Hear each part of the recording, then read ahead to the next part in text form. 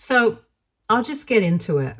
Earlier this week, I attended my cousin's wedding with my mom and stepdad, and at the rehearsal dinner, there was a huge scene with my family, and my mom is blaming me for it. But I don't think it's my fault. I think it was David, my stepdad, who crossed the line, and that's why I lost it at him. For context, somebody was talking about my wedding, which is coming up in a couple of weeks, and all of a sudden, David started making it about himself. All three of us were seated together at the same table, and my mom's sister and her family were also sitting with us. So it was my aunt who brought up the topic of my wedding, and she was actually discussing it with me. So there was no reason for David to interject anyway, but he did. And all of a sudden, he started talking about how he had been very excited to walk me down the aisle. But there were just a couple of weeks to go, and I still haven't asked him, so he's assuming that I'm not planning on having him walk me down the aisle. He started talking about how disappointed he was, making it very awkward for everyone at the table because nobody knew what to say.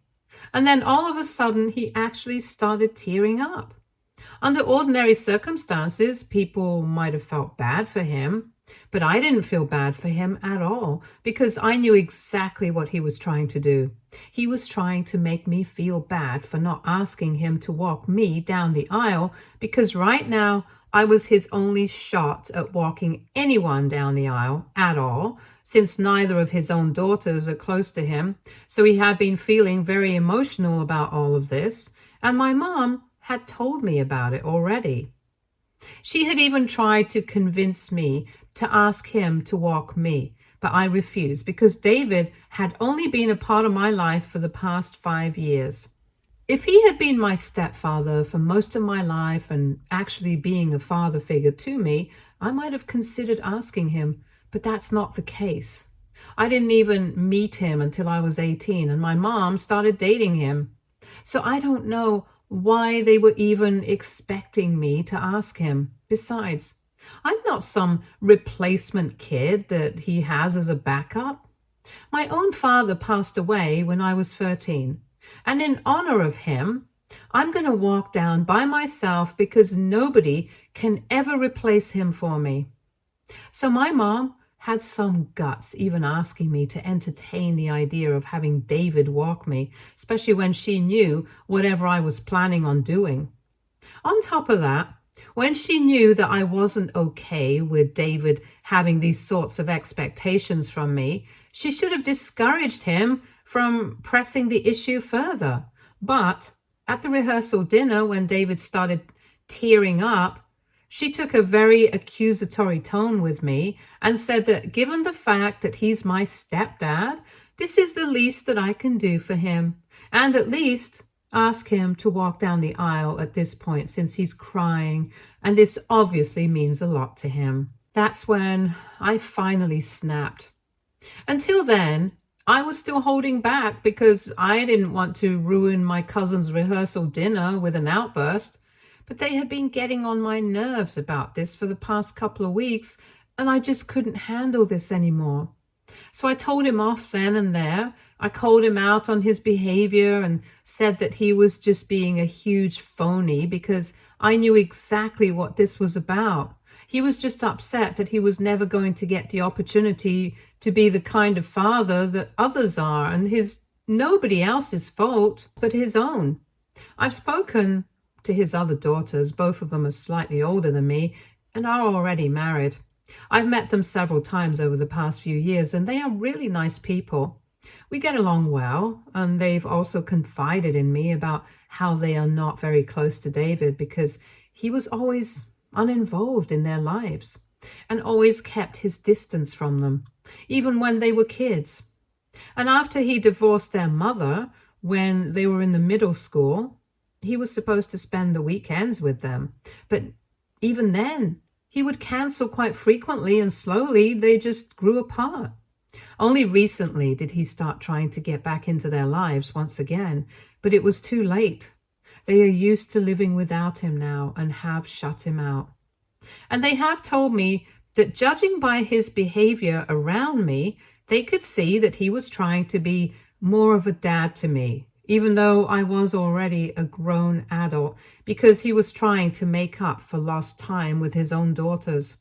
So after they had confided in me about all this, I could finally make sense of his behavior, because before that, I had always found it very weird that he used to treat me like a kid, even though I wasn't one. I used to feel bad for him, but then he just became too overbearing and needy. And like I said, I had my own father and I didn't need anybody to replace him. So I started distancing myself from him too. And this whole thing with the walking me down the aisle situation, it was just him trying to insert himself in a situation where he didn't belong. Just because his biological daughters had chosen to walk down the aisle without him as well, and I don't even blame them for it. Anyway, all of this came up while I was telling him off. And I got a bit shrill, so the nearby tables also heard me, and I'm sure it was pretty embarrassing for him, because I did say a lot of things in addition to whatever I have mentioned.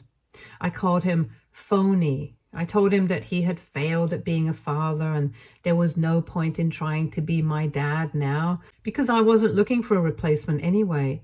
So after that, of course, dinner was pretty awkward because David went back to our room and so did my mother. So they were absent for the rest of the evening. Of course, after that, I did apologize to my cousin for getting loud, and I explained the situation to her, and luckily she didn't mind it too much because she could understand where it was coming from. But the next day, the day of the wedding, I noticed that my mom and David weren't there, and my aunt told me that they had left, and my mom had very specifically told my aunt to tell me that the only reason they had left was because of the way I had humiliated David the previous evening. She had told my aunt to let me know that she thought I was a horrible daughter. And apparently I was extremely insensitive because David was only trying to be accepted into our family. But I had insulted him just for trying to be a good stepdad to me. And on top of that, I had made that whole evening about myself instead of thinking about my cousin who was getting married. David also called me rude, insensitive, and disrespectful, and I could tell that even my aunt thought that I had overreacted. But the thing is, they didn't know that my mom had been pushing it for weeks now. And even David had been hinting at it repeatedly, even after I had made it clear that I was not going to ask him to walk me down the aisle. Anyway, the things that my mom had said really ticked me off, especially because this was David's fault. He had no reason to interject in a conversation where he was not required and make it all about himself in the first place, especially the part where he started tearing up, because that was a bit too much. And for some reason, both of them seemed bent on making me out to be the villain, which is why they had said all that to my aunt in the first place. So, since they're getting other people involved, in the heat of the moment, after speaking to my aunt, I decided to call up David's daughter and tell them everything about the situation. And of course, they were also not very happy about it because they agreed with me that David was just trying to play happy family with me and trying to force his way into being a part of my wedding in a more fatherly capacity because he had lost his chance with them. That's exactly what it looks like to them as well. So I know that I'm not being crazy here, and even my fiance agrees with me. But my friends are divided, and like I already said, my aunt and a couple of other relatives who heard me at the rehearsal dinner were also divided by my behavior because they had been very cool towards me ever since. To add to that, after I spoke to David's daughters, they told me that they would also not be speaking to him at all until he apologized to me for trying to pressure me into something like this. So now, my mom is even more mad at me and is constantly calling and texting me, accusing me of turning everyone against David and trying to play the victim here. But I think he's the one doing that. And it is just a very confusing situation right now. And with my wedding coming up in a few weeks, I don't want anything wrong before that. So I need to be sure that I've done the right thing. And that's why I'm asking. AITA for calling out my stepdad publicly for being fake and trying to play happy family with me because he lost the chance with his own daughters. Update 1. Okay, so I think that I might have reacted a bit harshly, but honestly, that doesn't mean that I need to apologize to anybody. After all, he was the one who brought the topic up and inserted himself in the conversation where he did not belong, just to make it all about himself and start acting like a crybaby. I mean, what were they even expecting? That all of a sudden I would start feeling bad about not including him in the wedding? And offer him the chance to walk me down the aisle then and there? I had already made it very clear to both of them that I did not want that. And yet, they just couldn't drop it. Not even at my cousin's rehearsal dinner. I think they are the ones who need to do some introspection because they made the whole thing about themselves, not me.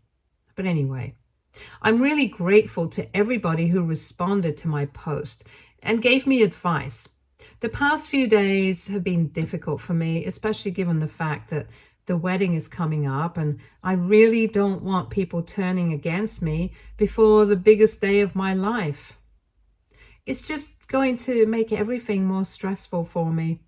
But I've spoken with my fiancé about it, and he has reassured me that anybody who lets this particular incident color their opinion of me just because they want to trust my mom over their personal experience with me, it's their loss and not mine. And I don't need to worry about these people because at the end of the day, we are going to have a lot of people there who genuinely love and care for us. And that's all that matters. Anybody else who doesn't show up, they don't even matter. And that's the kind of energy that I'm carrying with me right now because I simply cannot and frankly will not deal with any kind of extra stress. And as for whatever his daughters have decided, I think that's their personal choice. I didn't force them to do anything, so I don't need to feel guilty about that. Besides, if he hadn't been uninvolved in their lives right from their childhood, then none of this would have ever happened. He had been so busy with his work, his social life, his dating life, and all that. But he barely ever made time for his own children. Or maybe he didn't like spending time with them. Whatever it was, now he can walk whatever he spent his time on down the aisle because he had one chance with his kids and he blew it. However, I might have reacted, and that's not my fault, and my parents can play the victim however much they want to, but that's not going to change the facts. But like I said, I don't want to rant about this anymore. I'm done. Whoever wants to attend the wedding is welcome to do so. Whoever doesn't, they're free to stay away. I'm not going to force anyone to do anything that they don't want to do. Just like nobody can force me to do anything that I don't want. It's just as simple as that now. Update 2. Okay, hi. So it's been 8 days since the incident at the wedding, and today David's daughters reached out to me and told me that they had not been speaking to him after whatever I told them. But today he reached out to both of them and said that he was really sorry about whatever had happened in the past, but that was no reason to treat him like this in the present. After all, he was getting older and he needed his kids to support him at his age. And he was not talking about financial support, but just emotional support, where they would come to visit him a couple of times a month and just try to be there for him. But if they were not even prepared to do that because they were holding on to the past, then he had nothing else to say to them. Because he had tried his best to repair his relationship with them, but it hadn't worked. Since they were clearly bent on making him the villain here, he had nothing more to say to them. And after this, he told them that he would never be texting them again. That was a huge deal because up until now, he was still trying to win them over, trying to get them to visit with the grandkids and stuff.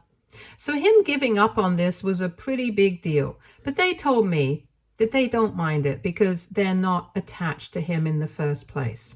Still, I felt kind of bad for him until I remembered whatever had happened, and then I stopped. I have blocked my mom and David, and they haven't been able to reach out to me for a couple of days, so I haven't had any contact with them. Before this, they were only bothering me to get me to apologize to David and take back whatever I had said. So I don't think that they're interested in repairing their relationship with me. They are only interested in getting me to apologize, making me the villain and them the victims. And it's exactly this victim mentality of theirs that will ruin all their relationships. But that is hardly something I need to worry about. Honestly, I'm okay with fighting with David and not talking to him because just like his own kids, I'm not that attached to him either. Neither do I have any reason to be. He's not my real father, nor has he raised me. But I'm just a little shocked about my mother because I can't believe that she's prepared to miss my wedding over something like this. It just tells you a lot about her because as far as I know, David's ex-wife, mother to his daughters, had always been on their daughter's side. And here, look at my mom, prepared to miss her only daughter's wedding just because I'm not going to ask her husband to walk me down the aisle because he missed the chance with his own kids. I don't even know what to make of it because we haven't had a bad relationship in the past, so I don't know why he's doing this. But all I know is that she's going to regret this in the future if she actually ends up skipping my wedding. Because if that happens, I'm never, ever going to forgive her, no matter what she says. And I'm serious about that. I'm done with her. Especially given the circumstances, she knows exactly why I was not willing to ask anybody to walk me down the aisle. It's not like I didn't have anybody in mind if I wanted somebody. Of course it wouldn't have been David, because I don't look up to him as a father. But after my father, if anybody had come close, it would have been my uncle. And he is still around. I would have asked my uncle, but I explained the whole emotional logic to my mom, and she still didn't care for it much. I don't understand how or why this is so important to her. I don't understand what stake she has in this. But her behavior just has been really disappointing, and I don't know what to expect from her anymore. I just don't know. Update 3. So there are just 2 weeks to go until my wedding, and most of the guests who had been invited have RSVP'd that they are going to be attending. In spite of all that my fiancé had told me, I still had been feeling a little worried that maybe my parents had been able to sway all the people in the family and maybe nobody would end up showing up to my wedding. But I don't think that they are taking my mom and David that seriously either. Speaking of those two, like I had mentioned in my last update, I hadn't had any contact with them after I blocked them. But recently, a couple of days back, my mom showed up at my house. It was very awkward in the beginning because I didn't know what to say to her, but then she did most of the talking. She wasn't here to apologize, though. She was just here to tell me that I was making a huge mistake and that I was going to regret this for the rest of my life. I mean, that's funny because I think that's pretty much exactly what I said about her in my last update. So I guess we are both more similar in our way of thought. We would like to admit the only difference is that I think that I'm right and she thinks that she is. Anyway, she told me that right now she is a married woman, and whether I like it or not, her husband is her priority, so I can't just disrespect him and get away with it. She wouldn't have allowed it to happen to my father when she had been married to him, and she can't allow it to happen to David either. She told me that if I had loved her, I would have been respectful to the people that she loves, whether or not I'm close to them or not. And this is the one thing that David and she had asked of me. So the least I could have done was honor that, knowing what he has been through with his own children. Once again, I could tell that she was trying to guilt trip me. So I made it very clear to her that I knew exactly what he had been through with his own kids, but that was nobody else's fault but his own. And even though she acknowledged the fact that he had been uninvolved in their lives, she insisted that it had all been in the past, and now his kids should give him a fair chance to repair their relationship. But they're not even willing to do that much. It was pretty frustrating because she just refused to see that they were not the victims here, no matter how they looked at the situation. I really tried my best to explain to her that now that he wants to, he can't just roll back into his kids' lives and expect them to take him back happily. They have grown up without his involvement in their lives. So now they're used to it. And the expectation that they're just going to forgive him and pretend that everything is fine, that's unreasonable. They don't have to do that. And I'm completely with them on this. But instead of trying to understand my point of view, my mom instantly started off on how our generation is so ungrateful and how he had been working for the betterment of his own kids, and yet they couldn't see that.